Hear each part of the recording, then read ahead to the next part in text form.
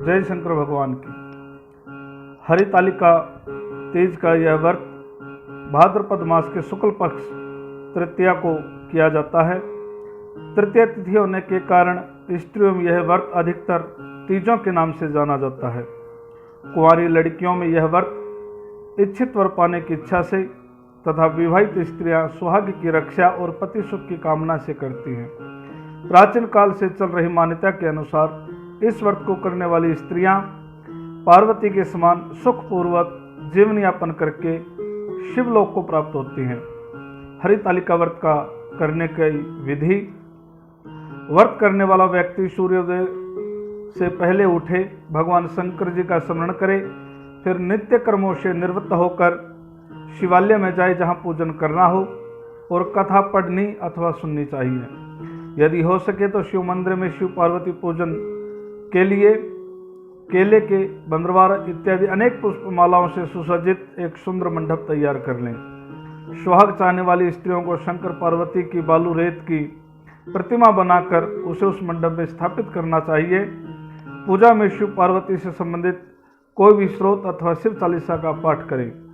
तत्पश्चात एक चित्त होकर नीचे बताई हुई कथा सुननी या पढ़नी चाहिए।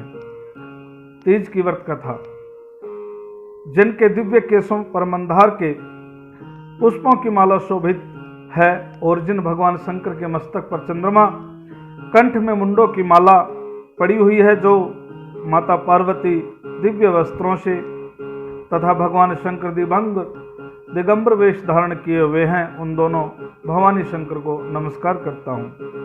कैलाश पर्वत के सुंदर शिखर पर माता पार्वती जी श्री महादेव जी से पूछती हैं कि हे महेश्वर, मुझे आप वह गुप्त से गुप्त वार्ता कहिए जो सबके लिए, सब धर्मों से भी सरल तथा महान फल देने वाली है। हे नाथ, यदि आप भली भांति प्रसन्न हैं तो आप उसे मेरे सन्मुख जानकर प्रकट कीजिए।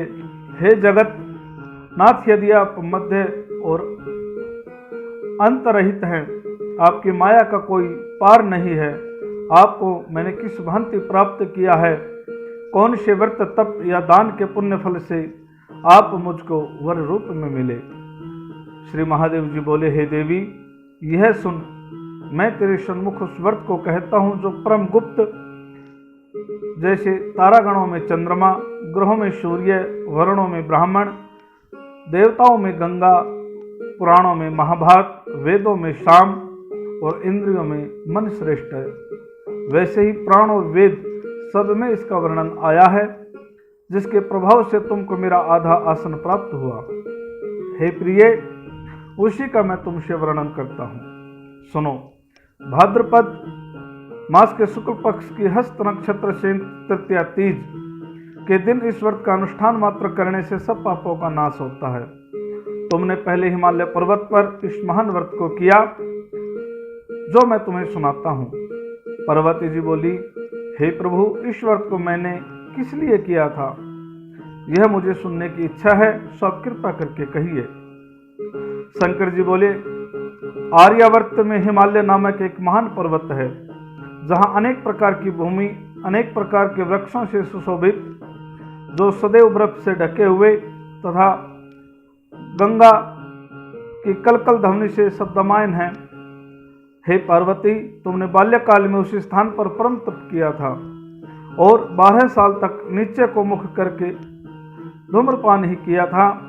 तब फिर 64 वर्ष तक तुमने बेल के सूखे पत्तों का भोजन करके तप किया और माघ के महीने में जल में रहकर तथा वैशाख के महीने में अग्नि में प्रवेश करके तप किया। श्रावण के महीने में बाहर खुले में निवास कर अन्न त्याग कर तप करती रही। तुम्हारे उस कष्ट को देखकर तुम्हारे पिता को बड़ी चिंता हुई। वे चिंतातुर होकर सोचने लगे कि मैं इस कन्या की किससे शादी करूं। इस अवसर पर देवयोग से ब्रह्मा जी के पुत्र नारद जी वहां पर आए। देवर्षि नारद ने तुम शैलपुत्री को देखा। तुम्हारे पिता हिमालय ने देवर्षि को अर्घ्यपाद आसन देकर सम्मान सहित बिठाया और कहा कि हे मुनीश्वर, आपने यहाँ तक आने का कष्ट कैसे किया, कहिए क्या आज्ञा है। नारद जी बोले, हे गिरिराज, मैं विष्णु भगवान का भेजा हुआ यहाँ पर आया हूँ। तुम मेरी बात सुनो। आप अपनी कन्या को उत्तम वर का दान करें। ब्रह्मा, इंद्र, शिव आदि देवताओं में विष्णु भगवान के समान कोई भी उत्तम नहीं। इसलिए मेरे मत से आप अपनी कन्या का दान भगवान विष्णु को दें। हिमालय बोले, यदि भगवान वासुदेव स्वयं ही कन्या को ग्रहण करना चाहते हैं और इस कार्य के लिए ये आपका आगमन हुआ है तो यह मेरे लिए गौरव की बात है। मैं अवश्य उन्हें ही दूंगा। हिमालय का यह आश्वासन सुनते ही देवर्षि नारद जी आकाश में अंतर्ध्यान हो गई और शंख, चक्र, गदा, पद्म एवं पीतांबरधारी भगवान विष्णु के पास पहुंचे। नारद जी ने हाथ जोड़कर भगवान विष्णु से कहा, प्रभु आपका विवाह कार्य निश्चिंत हो गया है। इधर हिमालय ने पार्वती जी से प्रसन्नता पूर्वक कहा, पुत्री मैंने तुमको गरुड़ ध्वज भगवान विष्णु को अर्पण कर दिया है। पिता के इस वाक्य को सुनते ही पार्वती जी अपनी सहेली के घर गई और पृथ्वी पर गिरकर अत्यंत दुखित हो विलाप करने लगी। उनको विलाप करते हुए देखकर सखी बोली, हे देवी तुम किस कारण से दुख पाती हो, मुझे बताओ, मैं अवश्य ही तुम्हारी इच्छा पूर्ण करूंगी। पार्वती बोली, हे सखी सुन, मेरी जो मन की अभिलाषा है वो सुनाती हूँ। मैं श्री महादेव जी को वर्ण करना चाहती हूँ। मेरे इस कार्य को पिताजी ने बिगाड़ना चाहा है, इसलिए मैं निसंदेह शरीर का त्याग करूंगी। पार्वती के इन वचनों को सुनकर सखी ने कहा, हे देवी जिस वन को तुम्हारे पिताजी ने न देखा है तुम वहां चली जाओ। तब हे देवी पार्वती तुम अपने सखी का यह वचन सुन ऐसे ही वन को चली गई। पिता हिमालय ने उनको घर पर न पाकर सोचा कि मेरी पुत्री को कोई देव, दानव अथवा किन्नर हरण करके ले गया।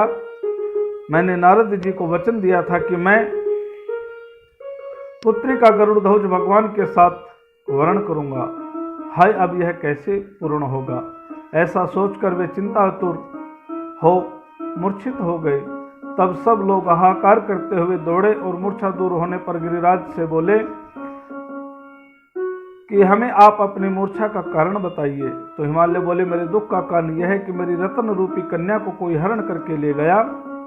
यह सर्प डस गया या किसी सिंह या व्याघ्र ने मार डाला, वह न जाने कहाँ चली गई, या उसे किसी राक्षस ने मार डाला। इस प्रकार कहकर गिरिराज दुखित हो ऐसे कांपने लगे जैसे तीव्र वायु के चलते पर कोई वृक्ष कांपता है। तत्पश्चात हे पार्वती तुम्हें गिरिराज साथियों सहित घने जंगल में ढूंढने लगे। सिंह, व्याघ्र, रीछ आदि हिंसक जंतुओं के कारण वन महाभयानक प्रतीत होता था। तुम भी सखी के साथ भयानक जंगल में घूमती हुई वन में एक नदी के तट पर एक गुफा में पहुंची। उस गुफा में तुम अपने सखियों के साथ प्रवेश कर गई, जहां तुम अन्न जल का त्याग करके बालू का लिंग बनाकर मेरी आराधना करती रही। उस समय भाद्रपद मास की हस्त नक्षत्र युक्त तृतीया के दिन तुमने मेरा विधि विधान से पूजन किया और रात्रि को गीत गायन करते हुए जागरण किया। तुम्हारे उस महाव्रत के प्रभाव से मेरा आसन डोलने लगा। मैं उसी स्थान पर आ गया जहां तुम और तुम्हारी सखियां दोनों थी। मैंने आकर तुमसे कहा कि हे वरानने, मैं तुमसे प्रसन्न हूं, तुम मुझसे वरदान मांगो। तब तुमने कहा कि हे देव, यदि आप मुझसे प्रसन्न हैं तो आप महादेव जी ही मेरे पति हों। मैं तथास्तु ऐसा कहकर कैलाश पर्वत को चला गया और तुमने प्रभात होते ही मेरी उस बालू की प्रतिमा को नदी में विसर्जन कर दिया। हे सुबह, तुमने वहां अपनी सखी सहित व्रत का प्रायण किया। इतने में तुम्हारे पिता हिमवान भी तुम्हें ढूंढते हुए वहां आ गए। उस समय उन्होंने नदी के तट पर दो कन्याओं को देखा तो ये तुम्हारे पास आ गए और तुम्हें हृदय से लगाकर रोने लगे और बोले, बेटी तुम इस सिंह व्याघ्र आदि युक्त घने जंगल में क्यों चली आई। तुमने कहा, हे पिता, मैंने पहले ही अपना शरीर शंकर जी को समर्पित कर दिया था, किंतु आपने इसके विपरीत कार्य किया, इसलिए मैं वन को चली आई। ऐसा सुनकर हिमवान ने तुमसे कहा कि मैं तुम्हारी इच्छा के विरुद्ध यह कार्य नहीं करूंगा।